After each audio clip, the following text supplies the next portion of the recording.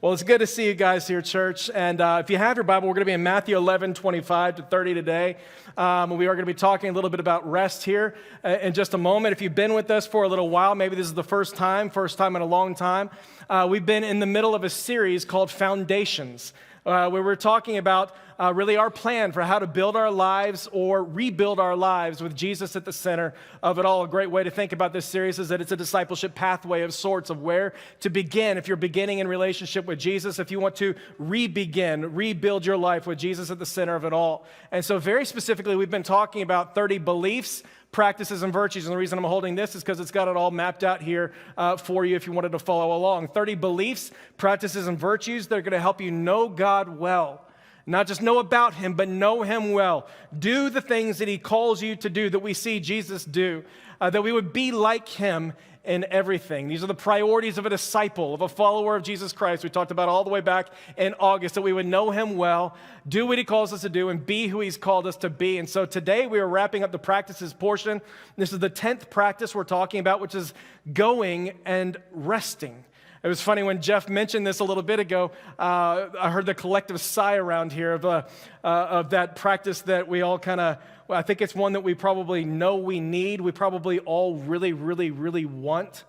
It's one of these things that always seems to be just outside of our grasp. Right? And you feel it a lot of this Advent season, the season of longing, as we remember the arrival of Jesus Christ nearly 2,000 years ago and the promise of His return this day when He's going to make all things brand new again. And we live in this collective moment where we're sitting here kind of going, I'm longing for the day of His return, and I'm longing for a little bit of rest. And so this is one of these things we want, we need, we feel it when we need it, yet it always seems to be just outside of our grasp. A little while ago, I was reading an article that was about a report that was presented to Congress in the late 50s. Okay, and this report was complaining about the advancements in technology. It was concerned about all the different advancements in society. And here's what it said. It said, with all of these new labor-saving devices, people are only going to work about 15 hours a week. And then what are we going to do? We're going to have a bunch of bored people going, what do we do with all this extra time on our hands? I mean, that's what they actually thought back in the late 50s. They were a little off on that, right? The article went on and talked about how nearly 86% of men and 67% of women in America today work on average more than 40 hours a week. And yet still 2/3 of us feel like we don't have enough time to get everything we need to get done. I don't know if you've ever felt like that before, but you're laying in bed at night and you're kind of sitting there going, okay, I had that to-do list. I wrote it all down. I had it all mapped out. And yet I just didn't have enough time to get everything I needed to get done. Back in 1959, there was a cardiologist named Meyer Friedman. And I think I told you about this guy a few years back. But he was a cardiologist, and he's the one who coined the term hurry sickness, to describe what he was seeing in people, this frantic sickness and people dying from what he calls literally being overworked and being frantically hurried all the time. And so I just want you to think about this. In 1959, he's looking around kind of saying, hey, there's a problem going on culturally around us where people are so hurried and people are so frantic, they're getting sick and they're overwhelmed, and it's actually crippling them in some very unhealthy ways. Can you think of like 1959, not 2021, 1959, before the internet, before social media, before the advertising frenzy, before online banking, before 2-minute oatmeal and 1-minute abs, like before all these different kinds of things, like it was a problem in 59 that people are sitting there going to go, I'm so worked up and I'm so anxious and I'm so doing things all the time that it's problematic. If you think it was a problem back then, you think it still may be a problem today? Another one talked about how nearly 57% of us don't use their allotted vacation time. In other words, we're sitting there going, you know what, paid vacation, I'm good. Can you imagine that? Like actually saying that out loud? Yeah, you could pay me for vacation. No, I'm pretty good. Continue to talk about the problems of busyness and hurriedness and the things that it causes in our life. We've talked about these a number of times in the past too. People who work 11-hour days are nearly 2.5 times more likely to be clinically depressed than people who worked regular 8 hours a day. People who work 11 hours a day, 2.5 times more likely to be clinically depressed than people who work 8 hours a day. And that has Nothing to say about the greater likelihood of obesity, diabetes, crippling anxiety, and things of that nature. Another one talked a little bit more recently about how everything that we're dealing with is contributing to the spikes of insomnia that we're seeing today. I don't know if we have any doctors, nurses in the house, anybody experiencing genuine insomnia today or noticing it in friends, people around you. You're sitting there going like, all the difficulty, all the pain in this past year, there's a spike going on right now in insomnia, people not being able to sleep at all throughout the night due to COVID, due to all the stuff going around there, economic pressures, isolation, toxic news, politics, online outrage, working from home, right? Not having offices to go to, everybody being right on top of each other, doing homeschool, being forced on you kind of immediately and that kind of a thing. I will add trauma to the list. It was not here in the article. I would add trauma to the list of things keeping people awake here today.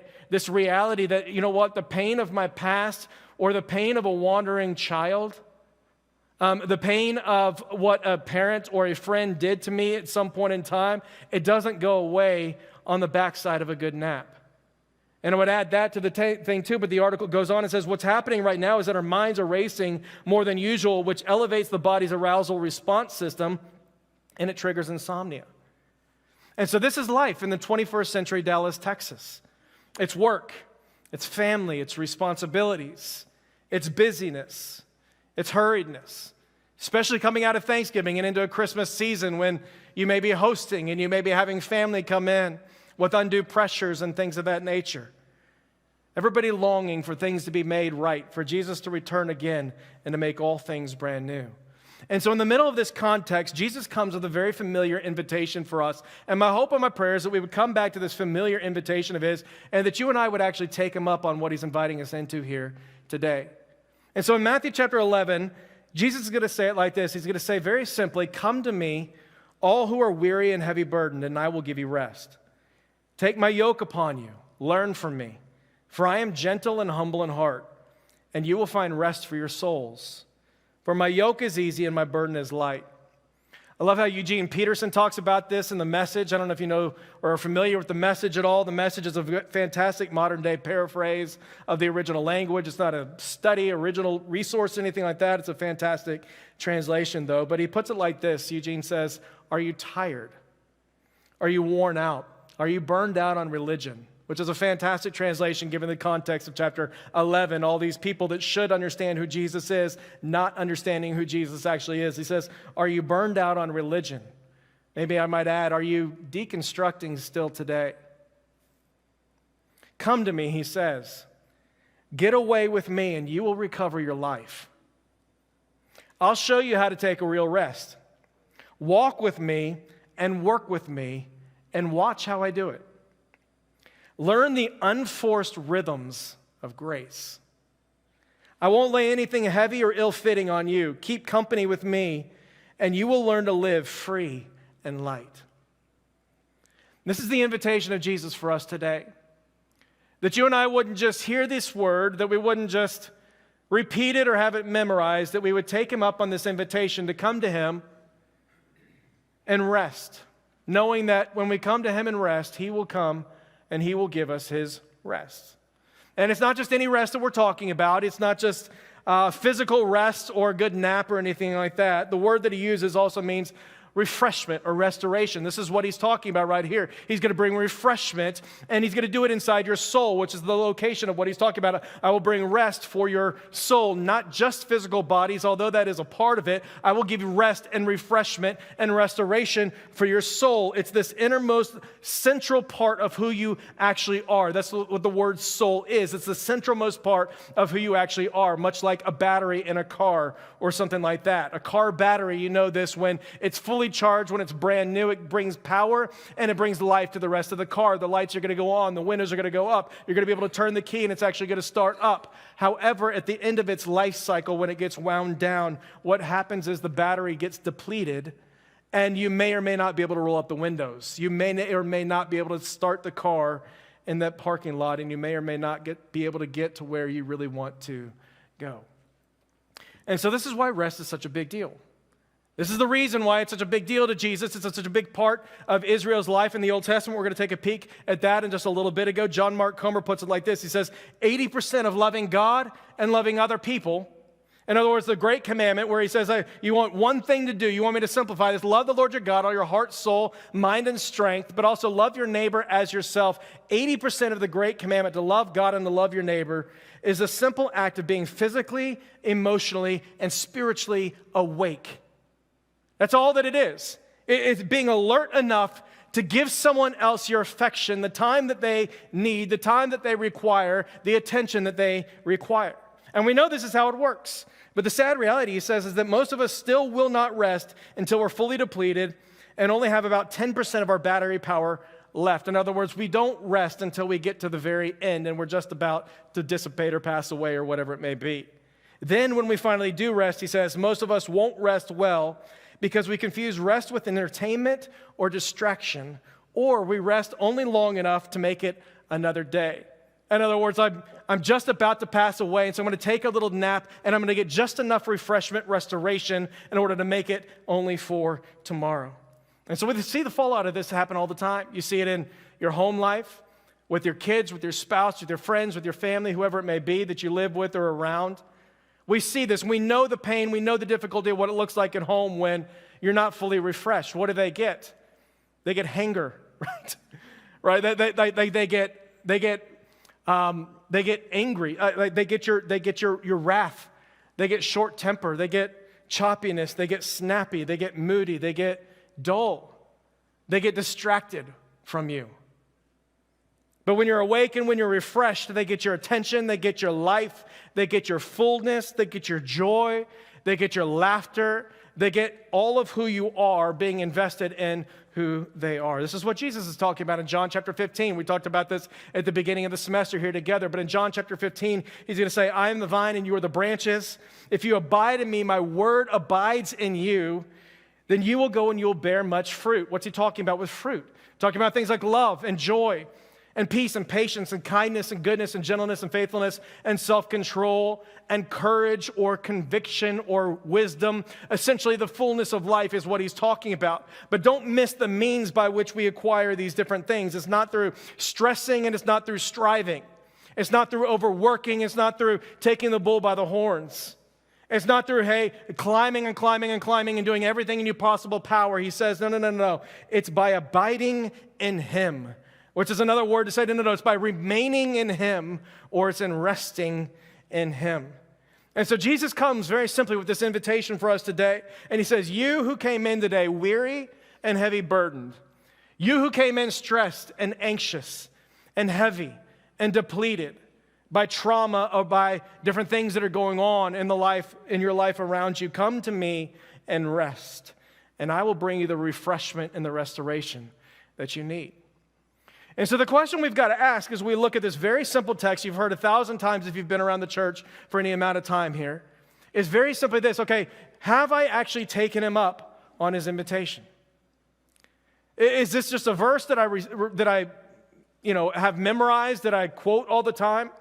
Or have I actually prioritized this rhythm of rest that he calls us into all the time? Do I actually do what he calls us to do? Is this a normal part of my rhythms, or is it something that's more of a last resort? Is he the one that we come to in order to find rest? Or is it what we typically go to, things like Netflix or entertainment, TV, shopping, gambling, different substances? Is he who we actually go to find our rest? Is it gossip with friends? Is it a night out with the girls or the boys? Is the only thing that we ever go to, or do we ever actually come to him in order to find the thing that he's promising us here in this text? And so what I want us to do, I want us to see the urgency of this invitation for us today. Deuteronomy chapter 5, Moses talks about taking a Sabbath, meaning taking an entire day once a week, every single week, every month of the year, every year of your years, right? I coming back to this every single time, taking an entire week where we come to him, where we stop, where we worship, and where we rest. But when he talks about it in Deuteronomy chapter 5, it's not just a suggestion or a best practice or something like that. He actually gives it to us in the form of a command, one of the highest commands that he's given the nation of Israel in order to have life with him. We read about it in Deuteronomy 5:12. You shall observe the Sabbath day and keep it holy. That it's actually one of the 10 commandments Just after the first one, you should have no other gods before me. You should make no other idols. You shall not take the Lord's name in vain. Verse 12, number 4, you shall observe the Sabbath day, and you should keep it holy. This is how urgent and what a priority that it actually is. He continues and he says, 6 days you should labor, and you should do all of your work. But the seventh day is the Sabbath of the Lord your God. Does that sound familiar to anybody at all? The Genesis account, the creation narrative where God works 6 days in a row, and on the seventh day he takes off, not just because he's getting depleted at all, because he does not get depleted. However, he is modeling for us what it means to take a rest and to let him do for us what we cannot do for ourselves. And he says, 6 days you shall labor, you should do all your work. But on the seventh day, it's a Sabbath of the Lord your God. In it you shall not do any work, you or your son or your daughter, or your male servant, or your female servant, or your ox, or your donkey, or any of your cattle, or the sojourner who's staying with you. Love the fact that he cares about the cattle here. He says, so that your male servant, your female servant may rest as well as you. That's why. So that you're going to get a little bit of rest. You should remember that you were a slave in the land of Egypt, and the Lord your God brought you out of there by a mighty hand and by an outstretched arm. Therefore, the Lord your God commanded you to observe the Sabbath day. The word that he uses there for Sabbath is Shabbat. It's a word that literally means stop. Stop. This is the word that he gives us. Take and observe Sabbath. This is what it is. It's a stop day. A day that we stop doing what we're typically doing. A day that we actually stop, not metaphorically, not just in our mind, but that we actually physically, emotionally, spiritually, mentally stop from what we're doing and pay attention to the things that he wants to do. A day that we stop working, a day that we stop wanting, a day that we stop striving, and week after week we simply come to him, we remember who he is, what he's done for us, we worship, and we rest. And here it is, right up here with the other 10 commandments, right after number 1, you shall have no other gods before me. And all the other commandments that he gives to the nation of Israel, you should not lie, cheat, murder, or steal. Like, can you imagine if we treated all these other commands that he gives us in the 10 Commandments with the same amount of disregard that we give the Sabbath? I mean, think about that for a little bit, like the priority and the urgency that he's giving us here in the Sabbath. Can you imagine what it would be like if we treated all of the other commandments with the same amount of disregard that we give the Sabbath today? Can you imagine going to a friend or a accountability partner or something like that, being like, how was your week? Oh, it was a fantastic week, you know? I mean, I had my struggles. I mean, I cheated my company out of millions. Lied to him about it. I told him it was Phil from accounting. I can't stand that guy. And I told him it was Phil, you know. I finally murdered Bob and got tired of him, and I'm done. And so, you know, I had my slip-ups and stuff, but like, apart from that, you know, we all do it. We all make mistakes. Like, can you imagine? Like, why would we? Can you imagine if we treated all of the other commands that he gives us in the 10 Commandments with the same amount of disregard as we do the Sabbath? Why do we do that? Why do we do that? I mean, he says right here, like, every other command we take seriously. We've got to understand that the purposes of the Sabbath that he gave us back in the Old Testament, there's still our purposes for today. Verse 14, he's going to say, the seventh day is a Sabbath of the Lord, meaning it's a gift of God, from God, for us, and for our good. Why? So that your male and female servants may rest as well as you. This is what he says. In other words, like, he doesn't even have to fully explain why you should rest, because it's a given that you know why you should rest. Rest is a reason in and of itself to rest. Everyone knows the benefits of resting, so he's like, I'm commanding you to rest simply because it's good for you to physically rest. Like, that's what he means by it is a Sabbath of the Lord. It is from God. It is his to give, and he's giving it to you and to me as a gift that you and I may feel physically and literally refreshed in a number of different ways. The very next chapter, Matthew chapter 12, the whole thing, there's a number of different misunderstandings about the Sabbath. And so it's not a coincidence that Jesus makes this invitation to come to him and to receive rest, to come to him and rest and to receive his rest. And then you've got a whole chapter of misunderstandings about the Sabbath. It's that famous scene where the disciples on the Sabbath, they're walking through the grain fields, they pick the heads of grain, and the Pharisees are sitting there going, that's work. You know, you're not supposed to work on the Sabbath. You remember this scene? The other one, which is just after that, Jesus heals on the Sabbath, and the Pharisees are like, hey, that's a work. You're not supposed to work on the Sabbath. And Jesus is like, hey, I think you guys are missing the spirit of the Sabbath. I think you guys are not understanding what the point of this whole thing is. It's not that you're going to have another rule or another law so that you can sit there and be like, Kyle, you worked on Sabbath. Like, what was that about? You're not a real believer or something like that. Like the point of the Sabbath is that it's a gift of God given from him to us, and rest is reason in and of itself for us to go and to take a rest, that we would be refreshed, that we would feel restoration as a result of believing him enough to go and to take that rest. And so that's a part of what he's talking about here in this Sabbath rest. The other part is in verse 15, where he starts to dig a little bit deeper, and he says, hey, okay, so while you take time to stop and rest, be sure that you remember that you were a slave in the land of Egypt, and the Lord your God is the one who brought you out of there by a mighty hand and by an outstretched arm. And so this is where we start to differentiate a little bit between a Sabbath rest. Rest is what Jesus is talking about here in this text, and simply a good nap. This is where we differentiate between, hey, here's what we typically think of in rest. I'm just going to veg out. I'm going to mind out. I'm going to be aimless in that. And what Jesus is actually calling us into, and not only taking a Sabbath rest, but in coming to him very specifically, very intentionally to receive his rest. He's sitting there kind of going, okay, it's not just about your physical good, although there is your physical good. It is physically good for you to rest. You will receive physical refreshment and restoration there. But it's about how you process and how you think about all the different things that are going on in your life. It's about what's going on in your head. It's about how you're thinking and about how you're feeling about everything that's happening around you. And so he goes, hey, like, don't just take a nap. Don't just check out mentally. Don't just lay out on a couch only or anything like that. Don't just numb yourself with pleasures and entertainment. But he says you actually have to take time to remember that he's the one who saves and provides. In other words, go through this mental exercise where you take time and you think about the fact that God is the God who saves and provides in whatever the thing is that's bringing you worry and anxiety today. This is what he's saying. Remember that you were a slave in the land of Egypt. Don't forget that. Don't forget your history. Don't forget the things that he's delivered you from. This is what he's talking about, very literally and physically. Don't forget that you were enslaved. Remember that you weren't able to send the plagues. You weren't able to do anything about your condition. You weren't able to change Pharaoh's heart. Think about this. Go through this place where every single week you're remembering and you're putting yourself in this position saying, hey, when I was lost and dead in my sins, God came and he came after me. Remember that you weren't able to split the Red Sea. Remember that you weren't able to provide for yourself in the wilderness. Remember all the promises that he's made and he's kept to you. Remember all the things that he's delivered you from. Remember the history of what he's done to bring you to the place that you are today. I told you last week, sitting around the Thanksgiving table, saying goodbye to the childhood home that we lived in for 42 years. Parents moving up, and we're thrilled about that. But we sat around that table that we also had for 42 years.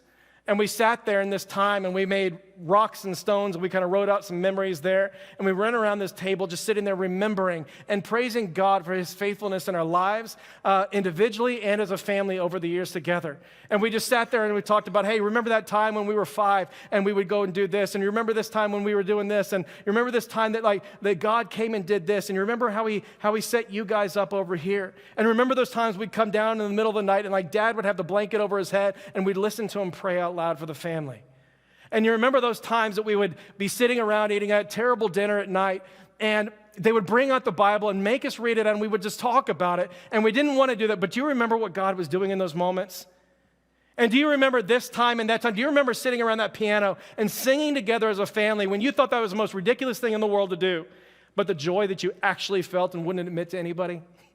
You remember that? And we just sat there remembering the faithfulness of God to us over the years. And so he gives us a Sabbath. And he commands it because he's sitting there saying, no. There's urgency in this. It's not just one of these things that you want to sit there and say, you know what? If I got time, I may want to refresh. It's not just a physical exercise where I need a little bit more energy for the day, although it does provide that. He said, no, it's that big of a priority. I'm giving you an entire day to stop what you're doing. Stop striving. Stop working. Stop thinking that it's all up to you and that I need you to accomplish everything I want to do in your life. And so he gives us this entire day to help us remember. Because the reality is, it's really, really easy for us to forget, especially when we find ourselves in a position like many of us are in here in Dallas, Texas, 21st century, where I'm the one that wakes up and goes to work every day. And I'm the one that gets the paycheck. And we're the ones who write the check or do the auto draft and pay the bills. And we're the ones who clean the house so that it doesn't acquire all the germs and the things that are going to kill us. And we're the ones that go and cook the food and put it on the table. And we're the ones that bandage the wounds. And we're the ones that hug each other. How long do we get in these rhythms before we start thinking, what is it that he does again? I mean, honestly, I think about this. Like, this is what we do, is it not? We get caught up in ourselves, and we are painfully aware. We're very, very aware of all the different things that I do every single day. I'm not as aware of the different things that you do in your day. I know what I do.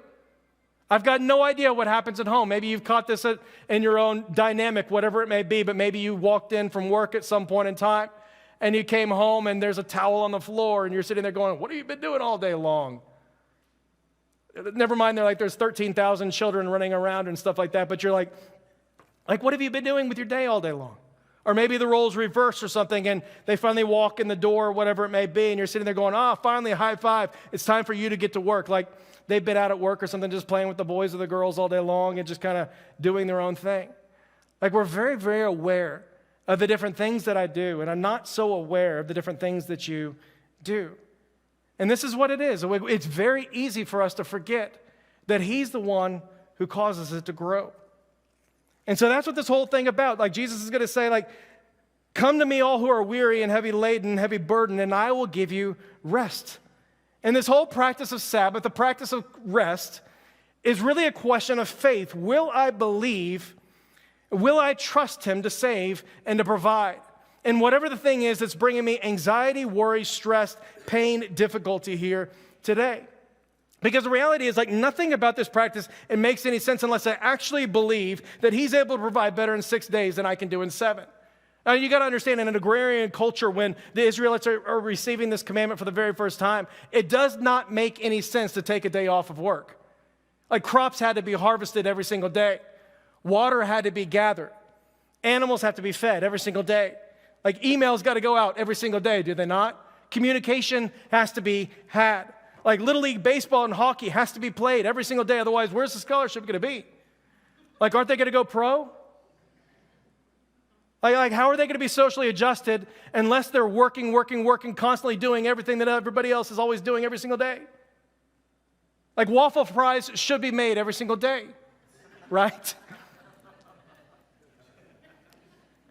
Like, money has to be made every single day, especially if you're on commission or you're paid hourly. And if times are tight, then taking a Sabbath or a day of rest is really the last thing you want to do, unless you know beyond a shadow of a doubt that my God is a God who saves and provides. And so we've got to understand that along with this invitation, it really is a question of faith. Will you trust him enough? And will you actually believe him when he says, no, I've got this? Like, will you trust him? Will you walk in that faith? We say that we believe. We know that we believe. It's up here. I've done the Christian thing forever. I know what I'm supposed to believe, but will I actually take the steps of faith enough to come to Jesus and to sit down in this time and to say, you know what? I'm stopping right now. I'm stopping my work. I'm stopping my striving. I'm stopping the worry and anxiety, and I'm actually sitting at your feet and laying them down, trusting that you're the God who saves and provides.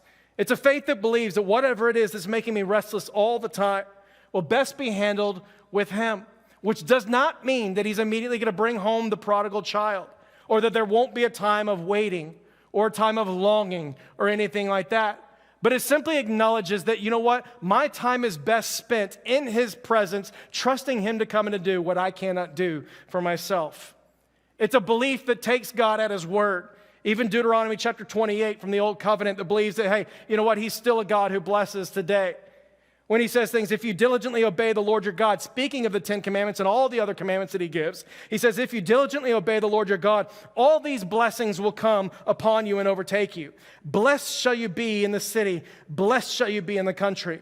Blessed shall be the offspring of your body and the produce of your ground. Blessed shall be your basket and your kneading bowl. Blessed shall you be when you come in, and blessed shall you be when you go out. The Lord will open up for you his good storehouse and the heavens to give rain to your land in its season and to bless all the work of your hand. And you'll lend to many nations, but you will not borrow. That's what this is coming to him and saying, you know what, I still believe and I'm trusting that you are a God who blesses. It's sitting here saying, you know, I'm going to believe Jesus' word in Matthew chapter 7 when he says, the heart of the Father is to love giving good gifts to the children that he loves who come to him and ask him for those good things. It's that he loves to intervene and provide for his people. And when I come to him and rest, I'm believing that that's who my God is. He's a God who loves to intervene. He's a God who I am remembering right now that when I was lost and dead in my sins, God came into my midst and came and sought after me. That he's a God who actually cares about my future more than I care about my future.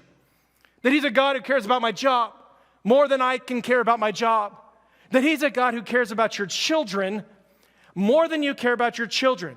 Or your children's children more than you care about your children's children.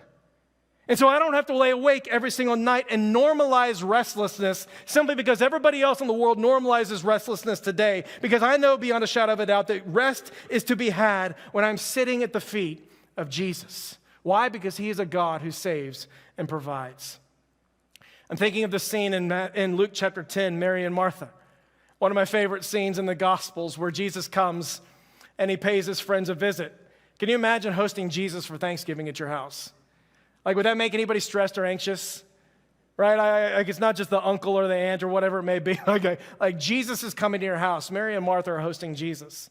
And there's this beautiful scene where Mary is sitting there at the feet of Jesus, just absorbing everything that he's saying, listening to him teach, completely at peace and resting in his presence. And Martha's up frantic, and she's behind the scenes, and she's cooking, and she's cleaning, she's doing all the things that you do when you host other people. And I love what the scripture says. It says that Martha's working like crazy because she's worried and she's anxious about so many different things. And I love that scene, and I love what it says about Martha because I identify with Martha a whole lot. I can't tell you the number of different things that run through my head on a regular basis when I lay on my pillow at night, and all the different things that I actually think about. I worry about the church. I worry about people. I worry about family. I get anxious about what's happening culturally. I worry about the things that are outside of my control. Like, I understand Martha. I understand this. I think we do too. I would ask you a question this morning. What are the things that are keeping you awake at night? What are the things that you can't get out of your head when you're laying and your head is on your pillow and you're trying to count sheep or whatever it is you do to go to sleep, and it just seems to be outside of your grasp? Like, what are those things that we can't let go of? I mean, do we really think that he's hard to please, kind of like Martha does? If I don't get this perfect, if I don't get this right, like if I don't cook the perfect brisket or ribs or whatever it may be, like Jesus isn't going to be satisfied with me. If I don't pre-clean before the maid, like it's not going to be okay. Sorry, that didn't make any sense. Do we really think that he's that hard to please? Listen to what he says right here in verse 29. He says, "Take my yoke upon you. Learn from me, for I am gentle and I am humble in heart." This is who our God is. He's telling us because he knows our propensity to not take him up on this offer. And he's saying, no, you have to understand. I am gentle and I'm humble in heart. You will find rest for your souls, for my yoke is easy, my burden is light. Hebrews is going to be abundantly clear. Jesus is the better Moses is the whole argument right there. But he says the reason that you and I are able to have rest in our souls is because his sacrifice was sufficient for us. In other words, the work is complete. He's satisfied with you and me not because of what you've done on your behalf or what you've done to earn it, but simply because of who he is and what he's done on your behalf. He is satisfied already. Is it money? I mean, the word's going to tell us in Psalm 50, he's the one who owns the cattle on 1,000 hills. He's the one who makes nations rise and nations fall, according to Job chapter 12. I was talking with a friend this past week, and we were recounting the past year and a half in this time when her husband left and made everything difficult in her life. Left her with the kids, no paycheck, no money, and she's sitting there, we're lamenting together. How in the world are we going to pay our bills? How am I going to provide for my kids? What am I going to do in the middle of this situation? And her testimony as she sat on the couch is simply to say, God has been faithful every single day. I had no idea how he was going to provide. And in the middle of that place, he kept providing, and he kept providing, and he kept providing day by day, bread after bread. Like he's a God who provides. He owns the cattle on 1,000 hills. Is it prodigal children? Is it people that have wandered and left, that want nothing to do with you or the faith that you represent, that you may have, that have run away? And the reality that we know in Scripture is that he knows what it's like to have the prodigal children. He's the one who told the story. He's the good and loving Father. And we're the prodigal children who ran from him and came back to him in need of his grace, which he graciously gave to us. He knows what it's like to have the prodigal children, and he's not going to sit there and say, I'm promising that they're coming home tomorrow or anything like that. Nevertheless, there is rest to be found when we come to him. He's a God who knows the pain and the difficulty of having prodigal children. Is it betrayal? Is that the thing that's keeping you awake at night, knowing that a nap doesn't get over the sting of what took place, that it hasn't gone away completely? Is it significance? Quite honestly, living in Dallas, Texas, in a performance-driven culture, is it significance? The reason that you're not able to rest is because deep down inside, you really believe and you actually feel that you've still got something to prove. That if I don't nail it, that if I don't get the promotion or the raise or the recognition or the better car, the better house, whatever it may be, that if I don't do the next thing, that I'm actually a nobody. And that my life doesn't really mean what I want it to mean. I'll never forget a number of years ago, I was working at Sewell GMC before the seminary days, before everything else. And I'll never forget a customer comes in and he had his eye on this Corvette Z06 that was on the lot. Sweet car, really fast. And this guy comes in and he wants to take it for a test drive. And of course, I'm like, yes, absolutely. We'll drive this all day long. And we go out on this test drive and the guy's eating it up. He's just loving every bit of it. And I asked him, I was like, what is it about? Like, why did you love the Corvette? Not that it's kind of like, you really don't need an answer there, but what do you love about the car? And he just starts talking about the engine, the looks, all the different things. And he finally slows down a little bit and he goes, the thing that I love most about this car is that I'm finally going to be able to stick it to my dad, who never thought that I would have a car like his. And so I asked him about that, and he went in a little bit to his story about how Dad always called him a loser. Dad never thought he was enough. Dad never thought that he would amount to anything. And he just went on and on and on about how that's the thing that's driven him to work as hard as he actually does. And for a lot of us, like, it may not be that extreme. Maybe that is part of your story.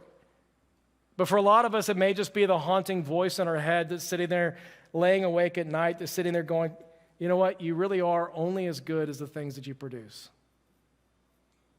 What have you produced lately? What have you done? Have you done your job as a provider, whatever that means? Have you done your job as a mother right? Are you enough? And what I want you to hear today more than anything else is that all of that insecurity, all of that worry, all of that anxiety begins to dissipate when we believe that he is the God who saves and provides, and we take those steps of faith and we come to Jesus and we lay down and we stop and we rest in his presence and we hear his voice say over us repeatedly over and over again, you're fearfully and you're wonderfully made.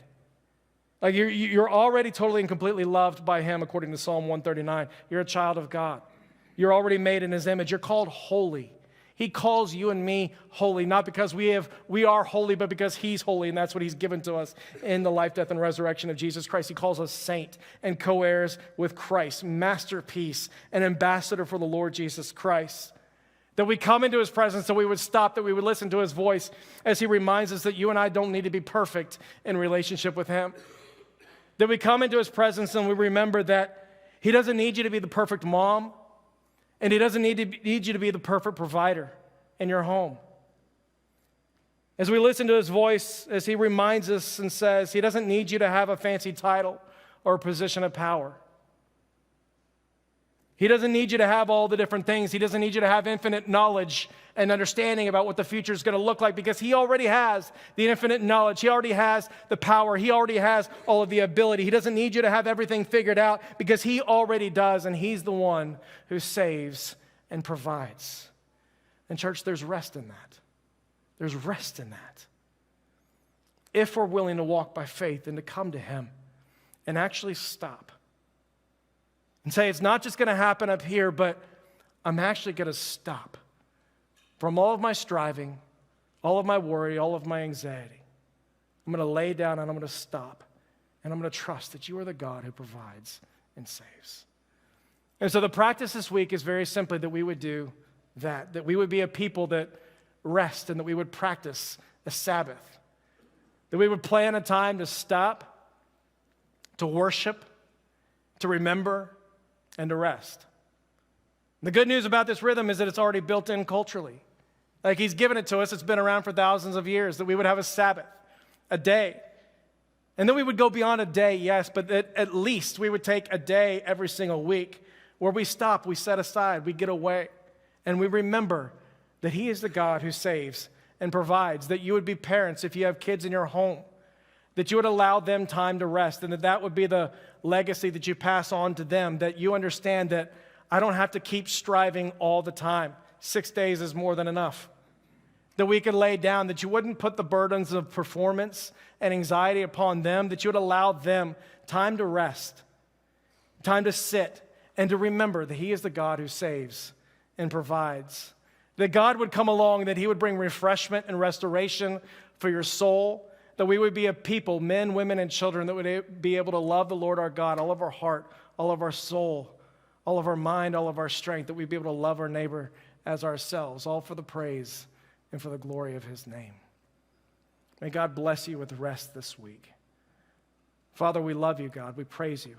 We rest in your presence this Sabbath day, remembering that when we were lost and completely dead in our sins, unable to come to you in and of our own strength, by our own abilities, you came and you got us. You accomplished everything on our behalf. Even still today, you provide for us. In all the different things that we think are completely upon us, Father, you care about them more. You intervene and you provide. And so, Father, I pray for the person that's come in today, worried and anxious about many things. Father, I pray that you would give them the rest that you promised to us in your word. Father, I pray that you would breathe life and restoration into our souls, that we would be a people that love well, that love you well, love people well. Again, that our gathering, that our assembly would be for the praise and for the glory of your name. God, we love you. We praise you. We thank you this day, and it's in Jesus' mighty and holy name that we pray. Amen and amen.